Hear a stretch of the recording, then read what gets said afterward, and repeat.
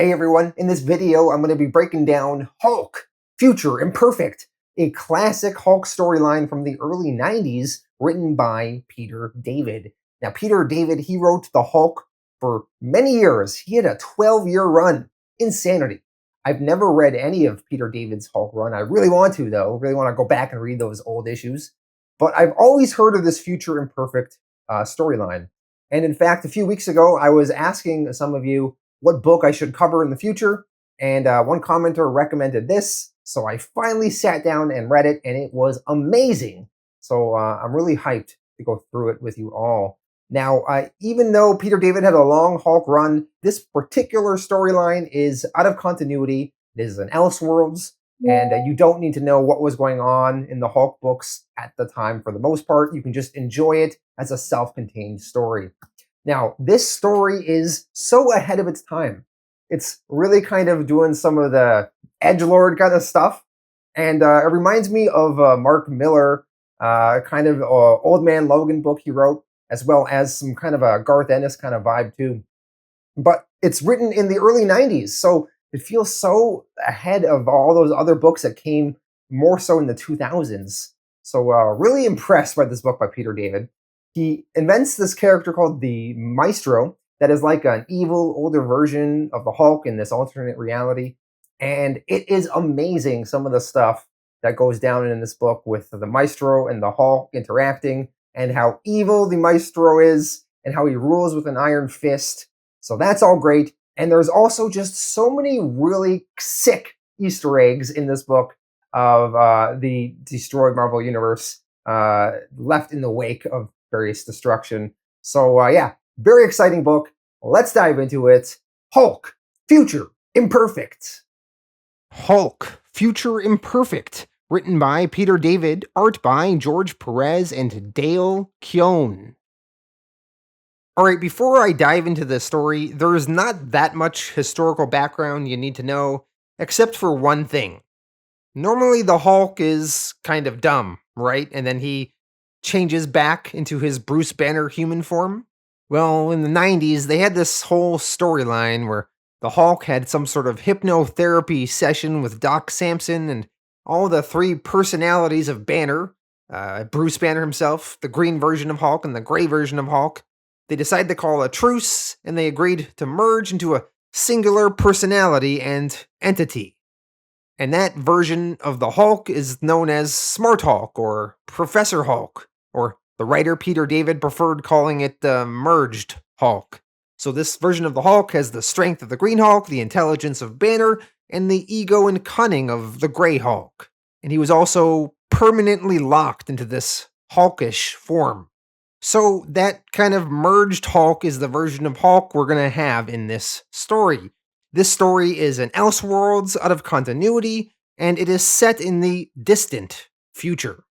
Alright, let's dive into it now. The Incredible Hulk, Future Imperfect, Part 1 of 2. In the distant future, the planet Earth is a nuclear wasteland. Most of humanity lives in a massive city called Dystopia, ruled by the mysterious Maestro. When the book opens, we see a busy city square. Within the marketplace, we are introduced to a band of rebels. One of them is Janice Jones. Janice is the granddaughter of Rick Jones, who was Hulk's friend and ally. Some of Janice's Jones' companions are the scientist Pizfizz, as well as Decord and Scooter. They are attempting to get through this marketplace unnoticed. But unfortunately, Pizfizz makes a little bit too much of a commotion, and they are detected by the corrupt Gravity Police that enforce the Maestro's will on the streets. When the Gravity Police detect them, they open fire, and Decord gets shot in the head and dies. So Janice, Pizfizz, and Scooter begin making a run for it. In the ensuing chase, Pizfizz gets shot and his legs get obliterated. He is too injured to go on, so Pizfizz tells Scooter and Janice to make a break for it. The pair of them continue making their way through the streets, and the gravity police officers pursue them. Suddenly, a large building topples onto the cops, blocking their path. And we see the Hulk is there. He is the one that toppled the building. The Hulk tells the gravity police, "Good day, gentlemen. You'll be pleased to know the doctor is in." The Hulk quickly dispatches these ground troops, but then he is attacked by these gigantic robots called Dogs of War, massive mechanical beasts that can apparently chew through adamantium. The Hulk, though, still manages to easily destroy them. The Hulk then tells one of the surviving ground troops to send a message to the Maestro. The Hulk says, "Tell him I'm coming for him, that the fear is over, that he's out of time. Tell him the Incredible Hulk said so." Later on, up in the Maestro's palace, we see the Maestro's minister, Thomas Raymond, has been given the news of the Hulk's arrival and how the Hulk is threatening the Maestro. The minister feels he must give this news to the Maestro right away. The minister makes his way through the Maestro's palace. We see lots of partying and debauchery going on, with many scantily clad women in attendance. Some people in the palace warn the minister that the Maestro said he didn't want to be disturbed, but the minister has to override these wishes as he feels this situation warrants an interruption. So, finally, from behind some curtains, the Maestro emerges, revealing himself to be an elderly but massive-looking version of the Hulk. The Maestro gruffly says, "This had better be good." We see behind the curtain that the Maestro just walked out of. The Maestro has a harem of girls in a bed, just waiting for him. So in this future alternate reality, there is this version of the Hulk, this older, evil, messed up version of him that seems to rule this place. How did this come about? We will learn in time, but for now, let us go back to the town square where we see the version of the Hulk that we know, the Good Hulk. This version of the Hulk was taken from his own timeline and brought here as the rebels hope that he can stand up to the Maestro and save them all. As the Hulk is walking through the market, he notices that everyone is looking at him with both fear and respect. The Hulk thinks, the fear from strangers I'm used to, but the respect, that's new. I kinda like it. Eventually, the Hulk is found by Janice Jones, who brings the Hulk down into the Rebels' secret base. The Rebels' goal is to overthrow the Maestro. As Janice is leading the Hulk through their headquarters, the Hulk is still skeptical. He says, "I've gone along with all of this so far, even saved your hash with the local authorities, but that was just as much because you were my guide here as anything else. But now, you'd better start proving to my satisfaction the things you've been telling me. Otherwise, I'll bring this place down." So, the Hulk, when he was in his own time, his friend Rick Jones came to the Hulk and told him that he should help these people.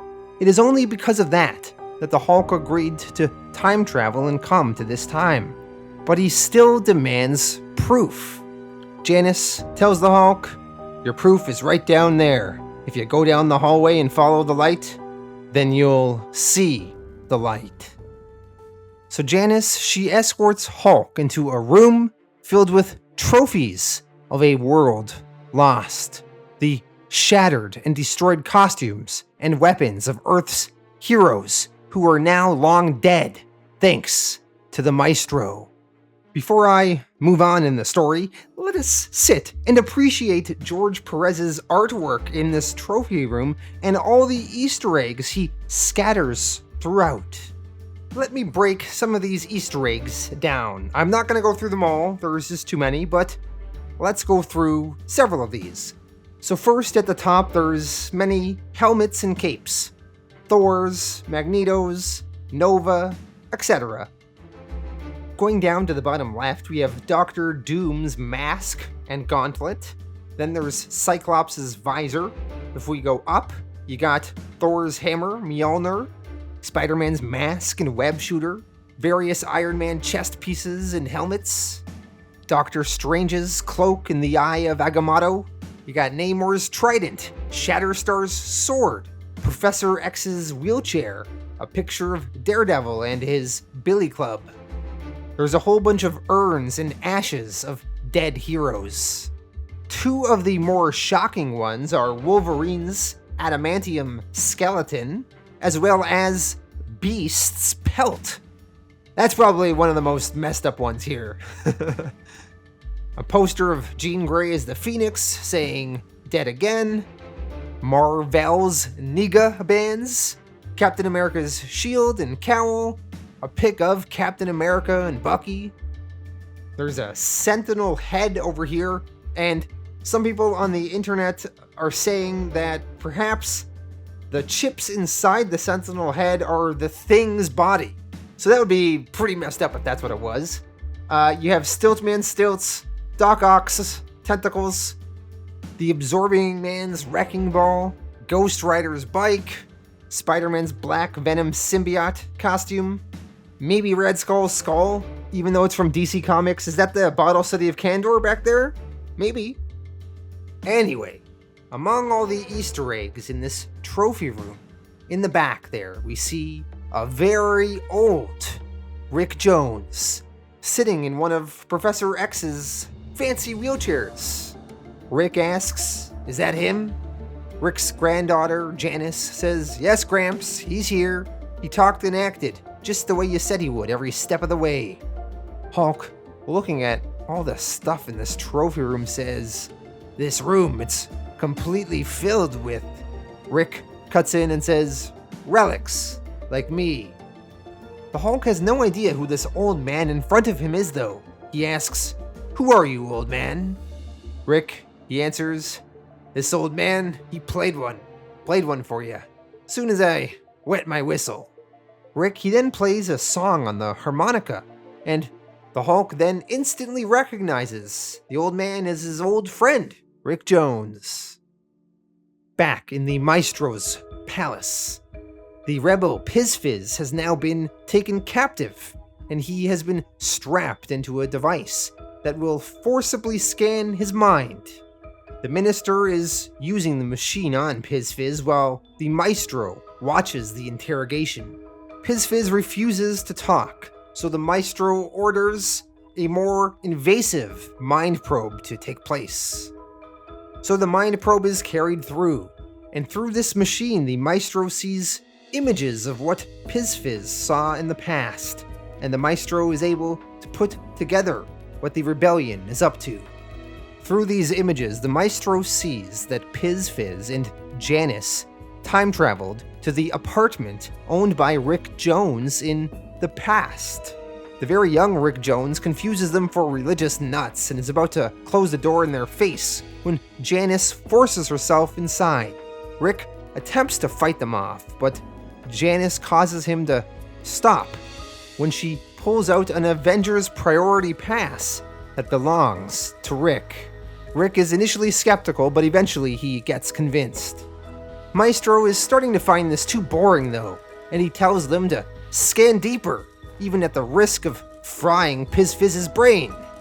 So they scan deeper, and we see another memory when Pizfiz, in the current timeline, learned how to repair Dr. Doom's time platform. Which, if you've read some Fantastic Four comics, it's something we've seen Doom use a few times. So with the ability to travel through time, the old Rick Jones told his followers that they should travel to the past and recruit the Hulk to help them stop Maestro. However, to do so, old Rick tells them that they will have to convince his younger self first. He pulls out his old Avengers Priority Pass and writes down the details of a memory that he had with his wife that only he would know about. Soon the memory feed of the past ends, as Pizfiz dies as he was completely lobotomized. The Maestro grows angry.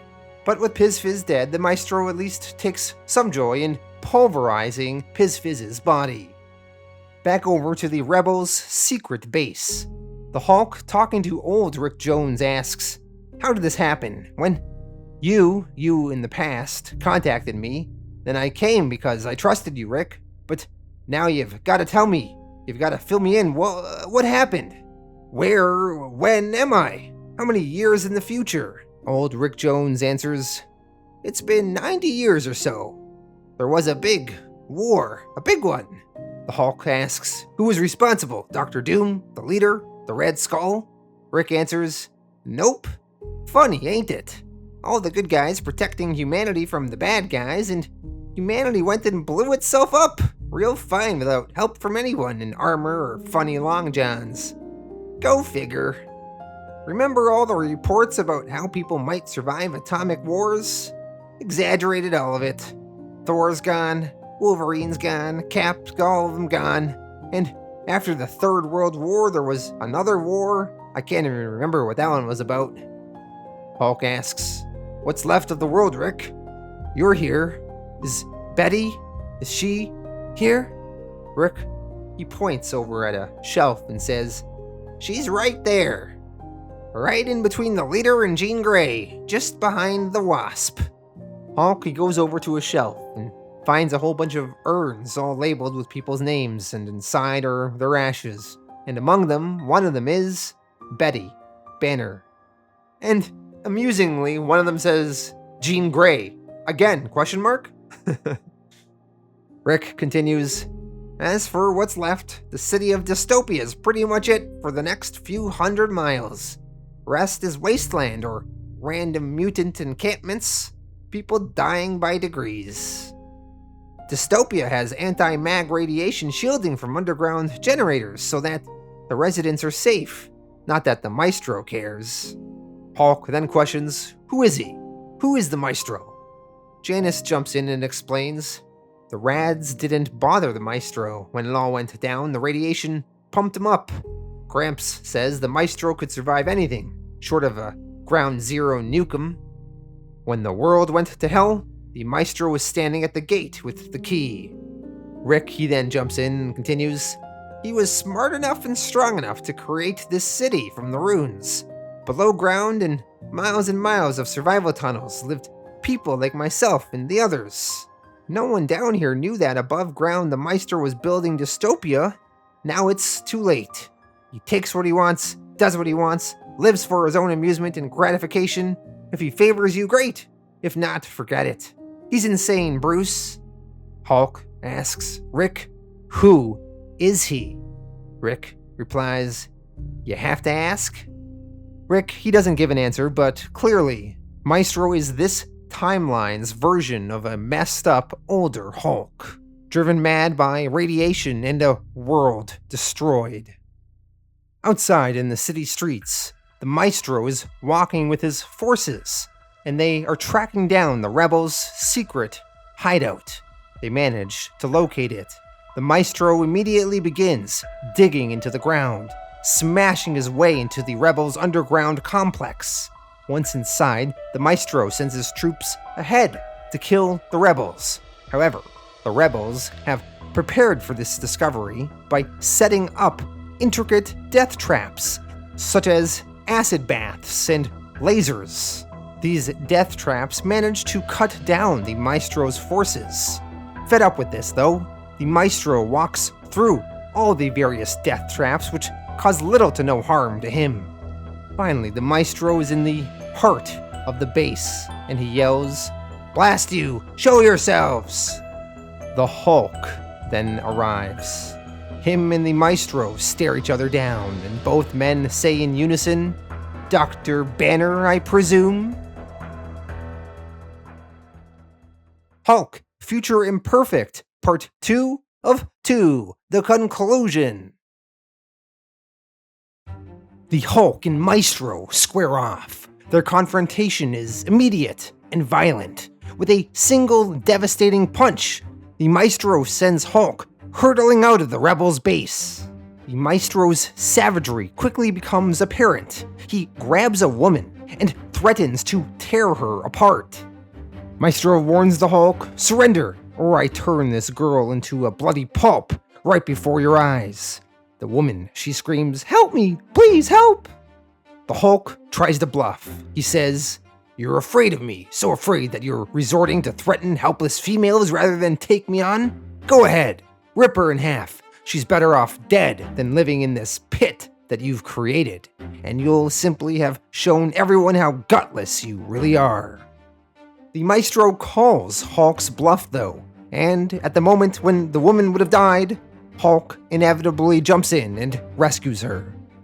Meanwhile, Resistance leader Janice Jones rallies her fighters, hoping to support the Hulk.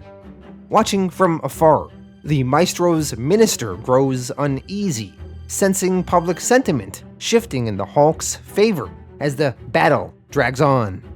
Maestro, he taunts the Hulk, saying, "Your presence here is an indication of my foes' short-sightedness, Hulk.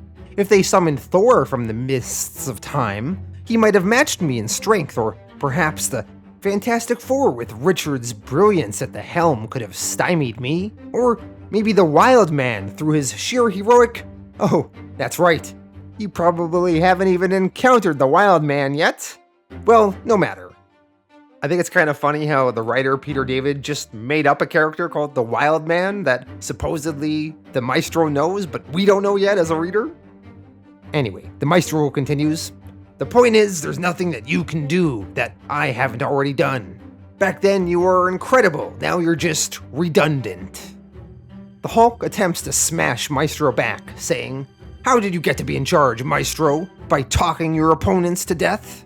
Maestro answers, "No, by beating them to death. And it all went so quickly that I'm sorry I didn't prolong it. I'm making up for that now, though."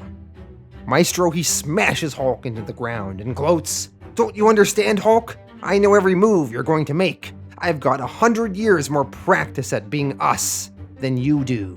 Go ahead, take your best shot." Hulk, he fires off a punch, but he swings and misses. Hulk, he fires off another punch. Maestro just catches it and says, "Game's over, Bruce. I saw that one coming a century away. You time-hopping green-skinned buffoon. Did you think you'd just sweep in here and triumph, waving your righteousness like a flag? Well, Hulk, he manages to get one good shot in, hitting the Maestro right in his nuts." And the Maestro screams out in pain, "Ah!" The Hulk then says to the Maestro, "Maybe you've forgotten in all this time, Maestro, but among other things, I'm an inventor, which means I can be inventive when I want to."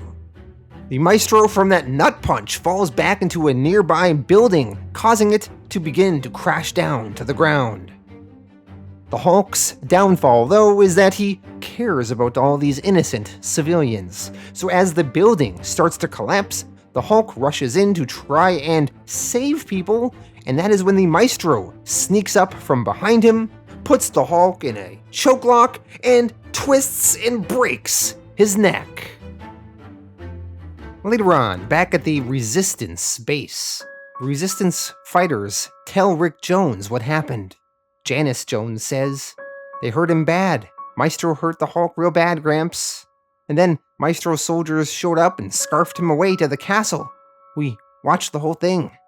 Rick Jones doesn't seem overly concerned. He's seen the Hulk come back from worse. He thinks the Hulk can come back from this. Meanwhile, the Hulk wakes up in a bed chamber within the Maestro's citadel. There, he sees a woman who, at first, he mistakes for his long-term love interest, Betty. Hulk, as he's out of it, even says, "Betty?" The woman, she answers, "That's what you wish to call me. I am Betty now." This woman is, of course, not Betty. She is actually just one of the Maestro's many slave girls. She tells the Hulk, though, that she is here to look after his every need. She also says, "I'm one of the Maestro's favorites." The Hulk realizes he is paralyzed and he can't move. The slave girl explains, "The Maestro broke something in your neck, or back. Something. He says you'll recover, but that it'll take time. Meanwhile, I'm here to help you however I can." You seem very tense, but I know just how to relax you. The woman then begins taking off her top, and she slowly climbs on top of the Hulk. She is going to forcibly have sex with him, and the Hulk can do nothing because he is paralyzed. She says to Hulk, "I am your Betty. Are you relaxing yet?" The Hulk, he says the exact opposite. "Please don't do this." The woman continues, "Let Betty handle everything." The Hulk, he pleads, "Stop, stop!" And then he yells very loudly, "Stop!" Despite the Hulk's screams, there is nothing he can do to get out of this helpless situation. Elsewhere within the palace, the minister goes and reports back in with the Maestro. The minister says, "Our guest seems to be in great pain." Maestro answers, "He is minister, but not the kind that you'd think. He is, however, powerless, experiencing sensations that he does not wish to, feeling guilty over enjoying them, and helpless to terminate the situation." The Maestro then has as many slave girls around him, and he continues, "Ladies, our guest needs more relaxation. Go and be of assistance." The women answer, "Yes, Maestro, right away, Maestro." The minister is confused. He questions, "I do not understand, sir. Why don't you simply kill him?" The Maestro answers, I'm killing him with kindness." Outside of the citadel, the body of the fallen resistance scientist, Perez, is discarded into a massive grave encircling the Maestro's palace. When scavengers attempt to strip his body for salvageable tech, they are driven away by Scooter and his fellow resistance fighters. Scooter gives Perez the most dignified burial that the situation allows, and then he solemnly vows to see the Maestro pay for what he's done to his friend. Back inside the palace, the Hulk is now in some kind of wheelchair that will allow his body to be moved around. Meanwhile, a slave girl, scantily clad, is on the Hulk's thigh, and she is feeding him food with the spoon. The Maestro mocks the Hulk, saying, "Oh, now why such a sour face? Don't you appreciate my humor? Or do you just get on your nerves sometimes? You really should be thanking me now. I've arranged for this chair for you to get around in until you heal. And of course I arranged for your therapy earlier." Let me guess, she now calls herself Betty.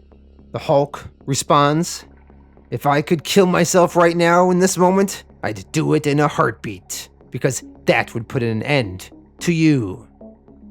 So the Hulk theorizes that if he killed himself, then he would kill the Maestro too, because the Maestro is just a future version of the Hulk.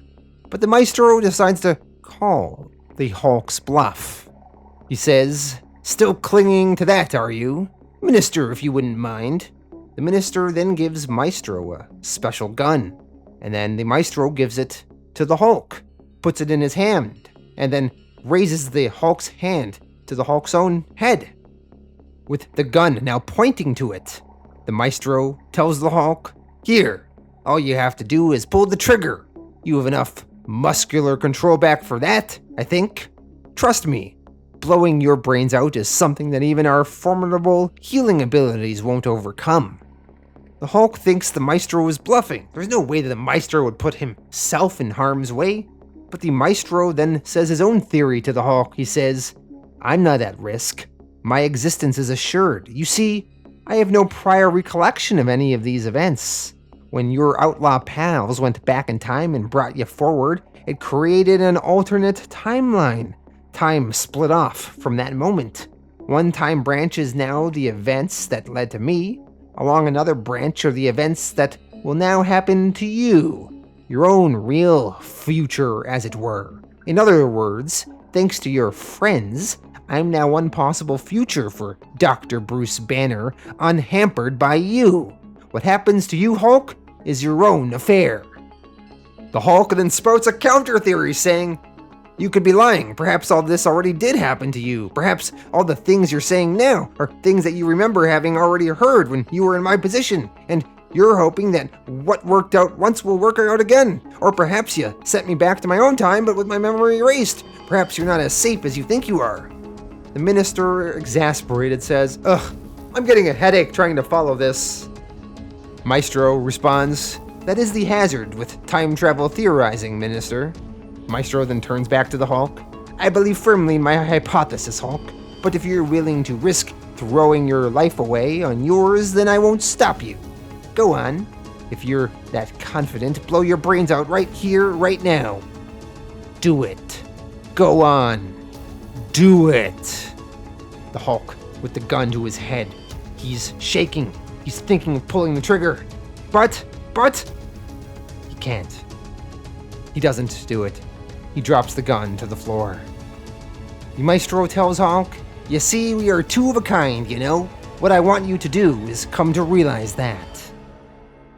Later on, Maestro takes the Hulk deep into the wastelands to a struggling farming settlement.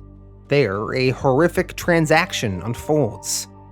The Maestro has come to collect a new slave girl. Maestro says to the settlement leader, How is your daughter coming along? The settlement leader answers, Maestro, please, ever since my wife died, I have no one to care for. Besides, my daughter, she's malnourished and unimpressive, and to be honest, homely. Not worth you. Maestro cuts the man off and says, I'll judge that. Bring her, now. The teenage daughter, Char, steps forward. She says, It's all right, Daddy. She's willing to take part in this transaction. The father pleads some more with the Maestro, though, saying, Maestro, you see, she's just a scrawny thing. There's no meat on her. She's just a baby. The daughter tells her father, Shh, Daddy, please, I'll be fine. The Maestro inspects the girl, saying, no head lice. A good start. He then makes her disrobe, and then he says, no open sores. Firm. Good teeth. The Maestro then turns to the father and says, You've done well. You've invested quality years in her. I shall protect that investment, I assure you. And to show my appreciation, this food should tide you over until the crops come in. Maestro and Hulk then leave with Char, the new slave girl for Maestro. The Hulk asks the Maestro, These people are starving. Why don't they live in the city? Maestro answers, Our resources are not infinite. Besides, by and large, they're fairly hideous. Who wants them hanging about? It's depressing, but I'm not heartless. I have been reintroducing nutrients into the ground. At the moment, they can survive. Perhaps someday even prosper. And all I ask is whatever they can give. I'll benefit. Off in the distance, Janice and the Resistance witness this scene. They're shaken, not just by what they have seen, but how little power they have. Not only are things looking dire, Rick Jones, their symbolic leader, is all but lost to senility. This morning, he was calling himself Elvis. Forgot his own name. His mind is always slipping now, and he's saying random shit. Scooter suggests that they use Dr. Doom's time platform again to bring more heroes from the past back to the present here. But Janice shakes her head. The device is barely holding together. One more time jump could destroy it completely. So for now, they just have to watch and wait and hope that the Hulk can become the hero they need. Days pass. The Hulk is now limping on crutches, but is still not fully healed. The Maestro mocks Hulk again, with the slave woman that eerily resembles Betty. Maestro says, She remind you of anyone? Hulk answers, If you're referring to her passing resemblance to Betty, I noticed it, yes, but she lives to please. She has no mind of her own. Maestro to this replies, A mind was Betty's major drawback. Did what she wanted instead of what I wanted. Always prattling about her feelings. Wasn't always that way, though. Remember when we first saw her? She adored us unreservedly. It was only later she developed her more annoying traits. I prefer the modern Betty, the slave. Hulk says he prefers the old Betty, but Maestro says, Don't worry, you'll change your mind in time. Come along. The Maestro then takes Hulk on a twisted tour of his kingdom. The The Maestro tells Hulk, "I see it in your eyes, Hulk. You're repulsed by this world I've created, but you cannot judge me, for you haven't lived the century of time that will bring you to my situation. You cannot know what it was like, for as long as I can recall, humans touted their moral superiority over me. I was the monster, but when it came down to it, they were the ones who brought destruction upon themselves. Me a monster? I wasn't even in their league. I've spent my life being in the right place at the right time. Why, if I'd been at ground zero of any of the bombs that dropped, I'd have died just as quickly as any puny human. But instead I managed to be elsewhere, and benefited from the radiation that lay about like waste material. Radiation that killed millions, and I just soaked it up. I could go where others couldn't, do what others couldn't. I survived." Maestro then turns to the new slave girl, Char, and he tells her, "Pour some drink for our guest, Char. Good girl." Maestro then continues, "Now, Hulk, now I'm entitled to what the world tried to keep from me, and so are you. Stay here, rule at my side. Don't you see, Bruce? We owe humans nothing. They're just takers. They take all we have and give nothing back. They spit in our face." The Hulk says he wants to go back. He has friends, allies, loved ones back there. But the Maestro explains, "You don't know what lies ahead for you. I do. Listen to me, Bruce. They're going to take it all away. You're going to end up with nothing and no one. Why go back to that when you can stay here and have everything?" Hulk questions, "You said yourself time has split off. Maybe what happened to you won't happen to me. Maybe things will be different." Maestro answers, "Persecution, betrayal, hatred, these things don't change. Just tell me you'll think about it." Hulk, he says he will. Fireworks then shoot off above the Maestro's palace. Meanwhile, off in the distance, Char's father sobs for his lost daughter. He says to himself, "She was just a baby." Later that night, betrayal comes in the dark. The minister, desperate to preserve the status quo in the palace, sneaks into the Hulk's chambers, gun in hand. But before he can fire and kill the Hulk, Janice and the resistance fighters spring a trap. The Hulk awakens, and he reveals that he was never as weak as he let on recently. He actually healed long ago. He'd been pretending, biding his time, waiting for this moment. Together, Hulk and the resistance fighters force the minister to lead them to the Maestro's private chamber. The Hulk, he then storms the Maestro's door, only to be immediately blasted by an energy weapon on the other side that sends the Hulk flying. Maestro, holding the energy weapon, says, "A fellow named Forge made this years ago for me. A gun designed for the express purpose of killing me. Unluckily for him, he never had a chance to aim it. I couldn't bear to dispose of such a fine weapon, although I did keep it secured so that no one could use it against me. Fools.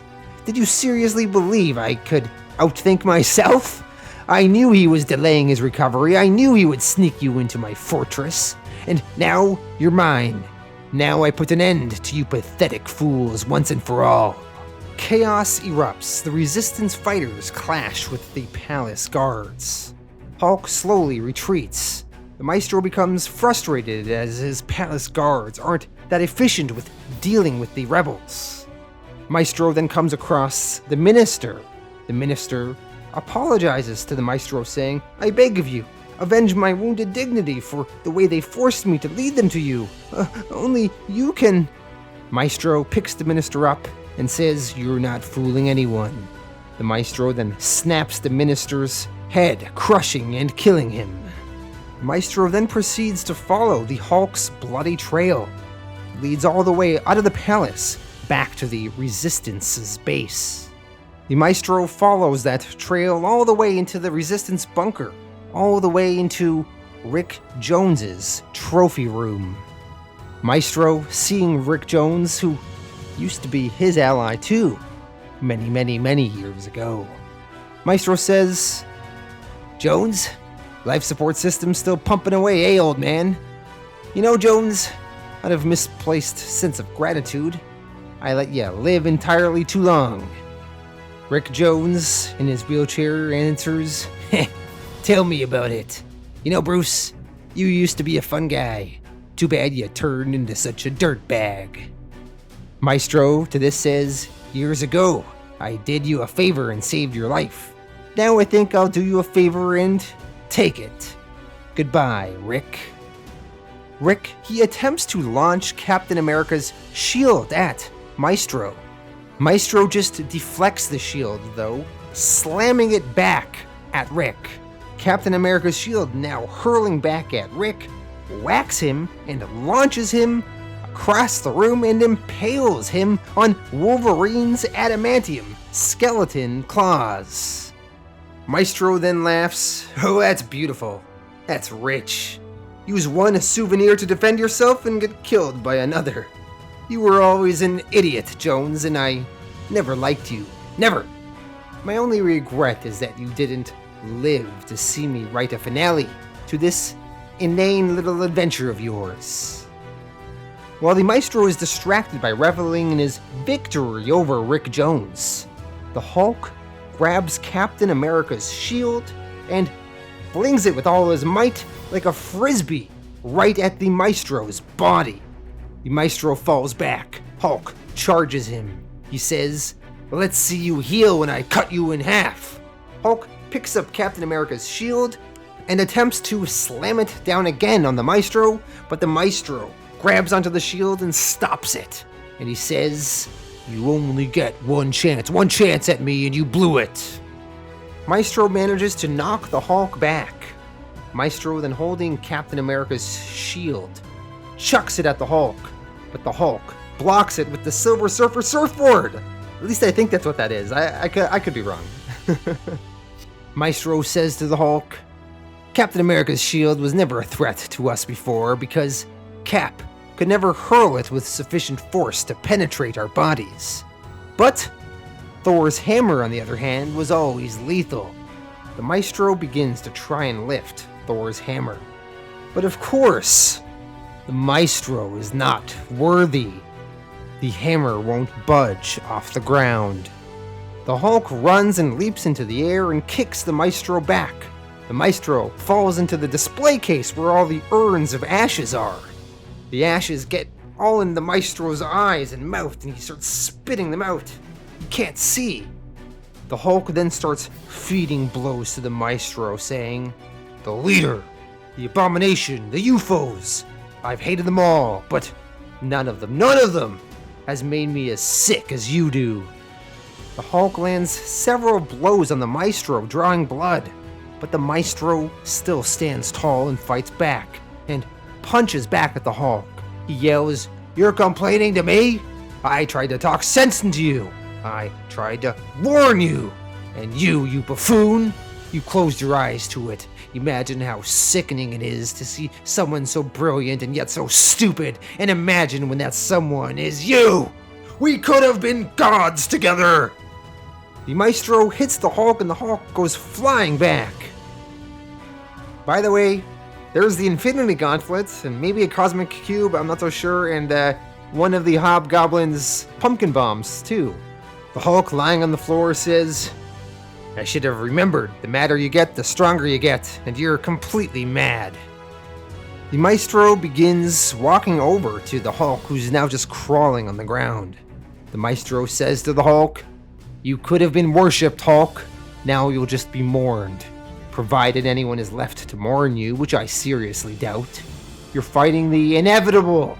I'm simply the final product of natural selection. The strong survive.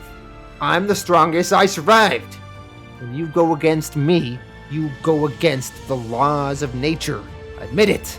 You'll die at my hands momentarily anyway. Let your last words be honest. Remove the blinders from your eyes and see the truth. I am the future." The Hulk, who has been crawling in this room for some time, he responds, Wrong. Your history. Maestro is confused. He asks, "What are you doing?" The Hulk answers, "Welcome to Plan C, Maestro." Maestro then realizes where he is standing. He is standing right in the middle of Dr. Doom's time machine, which only had the ability for maybe one more jump. Hulk presses a button, and the Maestro begins slowly being transported back in time. The Maestro, he yells, "The time machine's Doom's time machine? Stop, wait! You can't do this! I'm the Maestro, you brainless fool! I order you to stop! I order you!" It's too late, though. The Maestro is transported back in time. The Hulk then walks back over to a dying Rick Jones. Rick asks, "You get the bad guy, Bruce?" The Hulk answers, "I got him, Rick. Now just hang on." Rick, he replies, "Hang on, you're yanking me. I saw everything I needed to see. I always loved you, you know."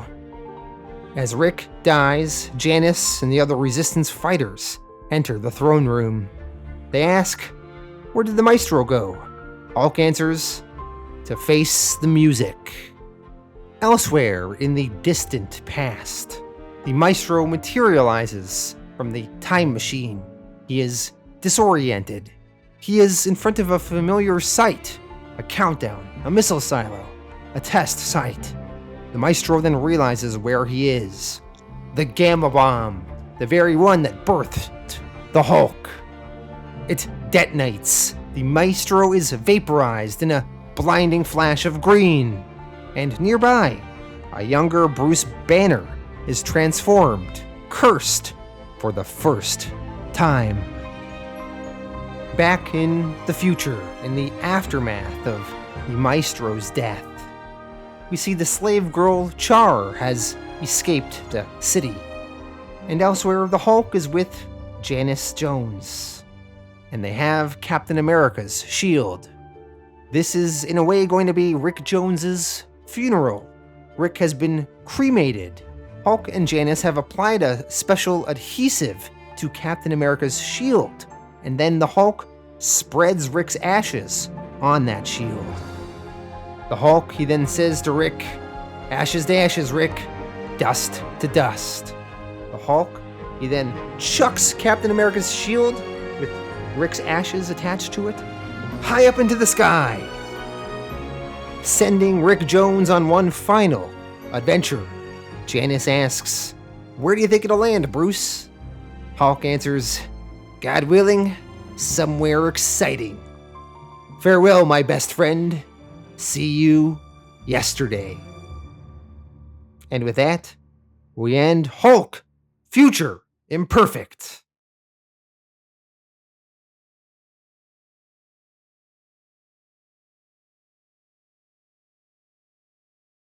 All right, so that was Hulk, Future Imperfect. Let me go through my thoughts on this story. I thought this was really fantastic. I really like the artwork by George Perez. That trophy room page with all the little Easter eggs of all these things was just amazing. So fun to look at and figure out. So yeah, really solid stuff there. I did like the story a lot of Hulk going to the future and facing off with this Maestro. Maestro is such a fantastic villain. And I really love how Peter David kind of pushed the envelope with some of the stuff that Maestro was doing, like having the slave girl pretend to be Betty and kind of rape the Hulk. That's crazy, man. Wild stuff. I really did like it, though. And I like how Maestro is just kind of continues to mess with the Hulk, but also I kind of get where Maestro's coming from. So you can also get his side of his motivations there, too. So that was really cool. And I loved the escalation of everything. And the final battle between Hulk and Maestro was really well done. I went on for several pages. It was epic. I love how they were like trying to bash each other with Captain America's shield. Maestro tries to pick up Thor's hammer, but he's not worthy, so he can't. And then Hulk wins by sending Maestro back in time with Dr. Doom's time machine. Really cool stuff. And it actually seemed like Hulk, he didn't have the power to defeat the Maestro because the Maestro was angrier than him and more powerful than him. So Hulk, he probably wouldn't have been able to do it, but he managed to squeak in a victory with Doctor Doom's time machine. So, really epic stuff. And I like the whole old Rick Jones storyline, how he dies, and then the Hulk tosses him into the sky, attached to Cap's shield. So many just really cool moments in this book. So yeah, I really loved a lot of it. Now, one thing I will say is I don't love Smart Hulk. It's not my favorite Hulk. I like the kind of more normal dumb Hulk. So that takes some adjusting to get used to. But putting that aside, some of the future world was a little bit hard to wrap your head around. But for the most part, I really thought this book just nailed everything and was fantastic. So I'm going to give this book a 9.5 out of 10. Thank you all for watching. Let me know your thoughts in the comments.